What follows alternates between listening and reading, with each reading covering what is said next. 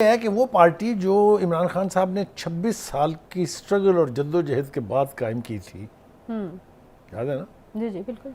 वो जहांगीर तरीन साहब ने एक हफ्ते में खड़ी कर दी उतनी पार्टी। अच्छा, आखिर जो लोग इमरान खान को छोड़ रहे हैं वो जाएं कहाँ? था जहाज एटीएम मशीन्स एक टाइटल था और दूसरा जहाज भर भर के लाने वाला भी जहांगीर तरीन था। अगर आपको जनूबी पंजाब में यकीनी तौर पर नून लीग चाहेगी कि जहांगीर तरीन साहब से सीट एडजस्टमेंट हो। 90% ऑफ इलेक्टेबल्स अब जहांगीर तरीन के झंडे के नीचे हैं।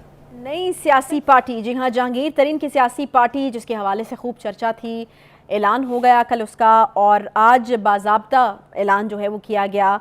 लोग वहाँ पर जिन्होंने शमूलियत इख्तियार की वो बैठे, एक तकरीब का इनेकाद उसको कह सकते हैं कि किया गया। इस्तेकाम पाकिस्तान पार्टी का नाम है और पीटीआई छोड़ने वाले लोग बड़ी तादाद में इस पार्टी में शामिल हुए हैं। बुखारी साहब, क्या किस तरह से आप इस पार्टी की फॉर्मेशन को देख रहे हैं? इस पार्टी को लेकर के अगर अगले इलेक्शन के हवाले से बात की जाए तो क्या चांसेस क्या हैं इस पार्टी के? और जिन लोगों ने ये जमात ज्वाइन किया, और मेरे ख्याल में बड़ी जल्दी कुछ लोगों ने तो कर ली, बहुत सारे ऐसे चेहरे हैं जिनके हवाले से शायद ये उम्मीद की जा रही थी कि वो ज़रा टाइम लेंगे, सियासत से थोड़ी दूरी इख्तियार करेंगे, थोड़ा सोग मनाएंगे, थोड़ा रोग लेंगे, लेकिन वो तो देखें कतार लगी पड़ी है लोगों की। देखिए, इस पार्टी की तश्कील के बारे में बहुत सारी बातें जो हैं वो अहम हैं और करनी चाहिए। उसके ऊपर बात हो भी रही है और बात होनी भी चाहिए। एक बात तो ये है कि वो पार्टी जो इमरान खान साहब ने 26 साल की स्ट्रगल और जद्दोजहद के बाद कायम की थी, याद है ना? जी जी बिल्कुल। वो जहांगीर तरीन साहब ने एक हफ्ते में खड़ी कर दी उतनी पार्टी। अच्छा, पूछो क्यों? इसलिए कि खान साहब के पास जिस रफ्तार से माइग्रेटरी बर्ड्स आए थे दूसरी पार्टियों से, उसी रफ्तार से वो वहां से उड़ान भर के दूसरी जगह आके बैठ गए। एक आखिर जो लोग इमरान खान को छोड़ रहे हैं वो जाएं कहाँ? हाँ, ये एक है ना अहम सवाल। ये बड़ा सवाल है। नून लीग ने हाथ खड़े कर दिए उनके, जनाब थैंक यू वेरी मच। हमें तो आप इसलिए नहीं चाहिए कि एक तो हमारे पास गुंजाइश नहीं है, दूसरा हमने आपका एक तजर्बा किया था 20 जुलाई 2022 को, याद है आपको? सही है। तो जितने लोगों को टिकट दिया था वो ऑलमोस्ट सारे हार गए थे, 15 की 15 सीटें। लिहाजा नून लीग तो वो दोबारा तजर्बा करने पर आमादा दिखाई नहीं देती, और उनके लोगों ने कह भी दिया, राना सलामुल्लाह ने भी कहा कि हमारे पास तो गुंजाइश बहुत कम है, अब तो है ही नहीं। ठीक है। तो दूसरा है peoples party, main stream parties हैं। सही। उन्होंने इस पर आमादगी तो जाहिर की है कि आप आए, हम आपको लेंगे। सईद गनी ने 2-3 मरतबा ये बात कही, और फिर जरदारी साहब इस लाहौर में आके बैठ गए थे। उनका ख्याल ये था कि एक बड़ी तादाद इनमें से उनकी तरफ भी राग़िब होगी, लेकिन वो हुआ नहीं है। ठीक। लिहाजा जो जहांगीर तरीन साहब हैं, जहांगीर तरीन साहब और अलीम खान, ये दो नाम ऐसे हैं जो पीटीआई की तश्कील में और 2018 के इलेक्शन में सबसे बड़े स्टॉलवर्ट्स थे पार्टी के, खान साहब के बाद। एटीएम मशीन्स कहा जाता था, जहाज एटीएम मशीन्स एक टाइटल था और दूसरा जहाज भर भर के लाने वाला भी जहांगीर तरीन था, अगर आपको याद हो। चाहे वो जनूबी सूबा के लोग थे जो 20 एकदम इलेक्टेबल जो हैं वो शामिल हुए थे, और अदरवाइज तो ये दो बड़े स्टॉलवर्ट्स थे जिन्होंने पार्टी की तश्कील में बड़ा मेन रोल अदा किया था। उन्होंने ही अब पार्टी की, उस पार्टी की डिस्ट्रक्शन और नई पार्टी की तश्कील में फिर दोनों ने हाथ से हाथ मिला लिया है। और वो आज आपने अलीम खान साहब की भी तकरीर सुनी है और जहांगीर तरीन साहब की भी सुनी है। उन्होंने साहब आप ये कह रहे हैं कि एक खला जो पैदा हो गया था उसकी वजह से ये पार्टी वक्त की जरूरत भी थी। मैं अर्ज करूँ ना आपसे कि दो चीजें होती हैं। एक, जिन लोगों को किंग्स पार्टी कहा जाता है, जिस तरह पीटीआई को कहा जाता है, पीटीआई को भी कहा जाता था किंग्स पार्टी, उनको जब छोड़ के लोग आते हैं तो उनको कहीं ना कहीं तो घोंसला चाहिए ना बैठने के लिए। सही। तो चूंकि मेन स्ट्रीम पार्टियों ने उनको ज्यादा इनकरेज नहीं किया, लिहाजा उनको अपनी पार्टी बनानी पड़ी और अपनी पार्टी बन गई है। जैसा मैं पहले कह रहा था पहले सेगमेंट में कि नई पार्टी जब तश्कील पाती है तो उसको इलेक्शन में नुमाया रोल अदा करने के लिए फिर थोड़ा वक्त चाहिए होता है। सही। यही वजह है कि हमने देखा कि तारड़ साहब जो है, अताउल्लाह तारड़ साहब, उन्होंने अपनी प्रेस कॉन्फ्रेंस में कहा कि जहांगीर तरीन ग्रुप से हमारी बहुत सारी सीटों पर सीट एडजस्टमेंट हो सकती है। अच्छा। This is important. इम्पोर्टेंट इसलिए है कि पीपल्स पार्टी स्ट्रांग थी जनूबी पंजाब में, उसके बाद दूसरी सबसे ज़्यादा स्ट्रांग पार्टी बनी पीटीआई, और ये वो इलाका है जो जहांगीर तरीन साहब की अपनी कॉन्स्टिट्यूंसी और अपना इलाका है। लिहाजा जनूबी पंजाब में यकीनी तौर पर नून लीग चाहेगी कि जहांगीर तरीन साहब से सीट एडजस्टमेंट हो जाए। हाँ। ये एक अच्छी बात है ये। लेकिन प्रॉब्लम फिर वही है, क्या इस नई पार्टी के बनने से मसाइल हल हो जाएंगे? क्या पॉलिटिकल स्टेबिलिटी आएगी इससे? ये जो खला पैदा हुआ है, दो क्या बड़े उसको पूरा करने में? सवालिया निशान है। हाँ।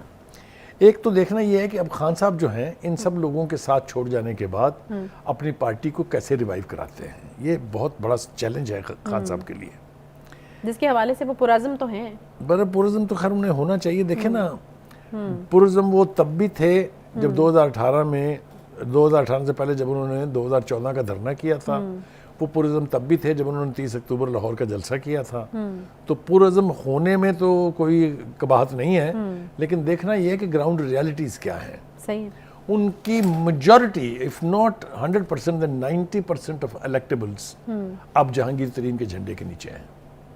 सही। चले, अब ये भी एक बड़ा सवाल उठ रहा है बुखारी साहब कि वो इलेक्टेबल्स अपना वोट कितना साथ लेके जाने में कामयाब हुए हैं, या लोग अब जो कि शायद इमरान खान या मेरे ख्याल से इसका हम वोट एनालिसिस कर लें तो बेहतर है।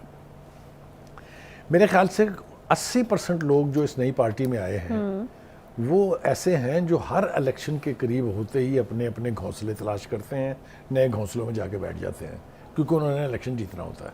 भाई साहब कुछ जो प्रोमिनेंट नाम है ले सकते हैं आप? मैं नाम लेता हूँ अभी। 20% के करीब लोग ऐसे हैं जो घर से वोट लेके निकलते हैं। मैं नाम ले सकता हूँ, उनमें लंगड़ियाल साहब हैं, उनका हार्ड वर्क है, उनकी उनके मतलब उनके ट्रेडिशनल कॉन्स्टिट्यूंसीज हैं, हाँ, उनका होल्ड है वहां पर, उनको कोई चैलेंज नहीं कर सकता। वो 20% के करीब लोग हैं। लेकिन अगर वो 20% इधर माइग्रेट कर गए हैं तो खान साहब के पास क्या बचा है? सही है। That is an important question. अब देखना यह है कि ये जो नई पार्टी बनी है इसको एस्टेब्लिशमेंट से कितनी कुर्बत है।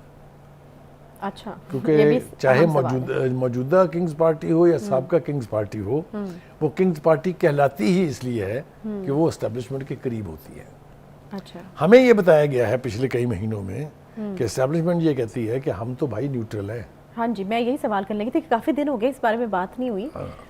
तो कि हम तो न्यूट्रल हैं। और बज़ाहिर ये दिखाई देता है कि जो हाफिज साहब हैं वो न्यूट्रल ही रहने पर बज़िद हैं, और ये भी लगता है कि शायद न्यूट्रल ही रहें।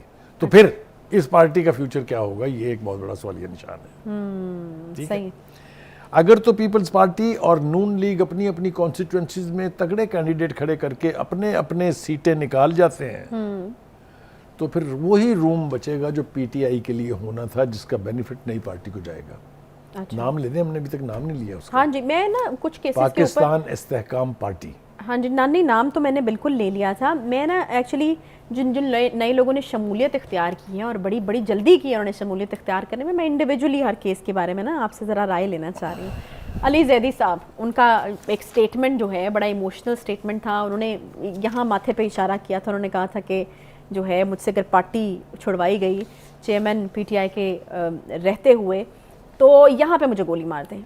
मतलब इस तरह ये वो लोग थे जिनके हवाले से शायद मेरा ये अंदाज़ा था कि वो थोड़ी देर सियासत से शायद किनारा कशी कर लें, थोड़ा सा बहुत ज़्यादा दुखे हुए हों। लेकिन हम देख रहे हैं कि बड़ी तेज़ी से उन लोगों ने पार्टी ज्वाइन की। फिर फवाद चौधरी साहब हैं, उन्होंने भी ब्रेक ली थी। आप ना शरारत करने से बाज नहीं आती हैं, आपके बहुत सारे सवाल बहुत शरारती होते हैं। नहीं बुखारी साहब, ये अब आप ये बीमारी है कि मुझे पहले तो नाम लेने चाहिए उन बड़े बड़े प्रोमिनेंट लोगों के, और साथ साथ उनका एक एक लाइन में ज्योग्राफिया हाँ, तो इसमें कोई मज़ाइका भी मेरे ख्याल में व्यूअर्स इंटरेस्टेड होंगे इस बात में कि आप जरा इसकी लीजिए जनाब। पहले तो हैं इब्राहिम इस्माइल साहब, जिन्होंने खूब गवर्नरी के मजे लिए हैं।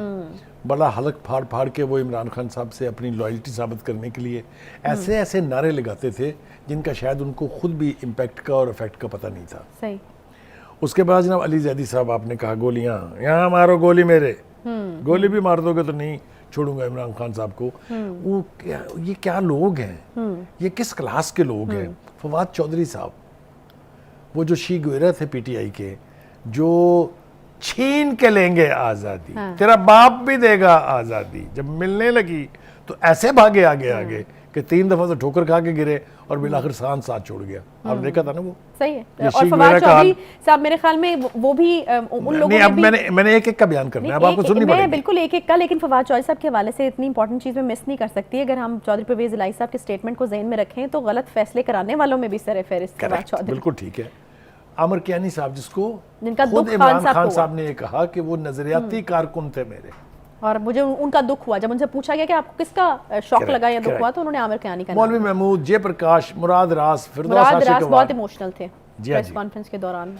फिरदौस आशिक अवान, फयाज चौहान सबसे ज्यादा इंपॉर्टेंट जो बंदा है, अगर आप उनकी पिछली 10 प्रेस कॉन्फ्रेंसेस निकाल के देख लें तो मेरा ख्याल है खान साहब को उससे सवाल करना चाहिए कि भाई तेरा मैंने क्या बिगाड़ा था।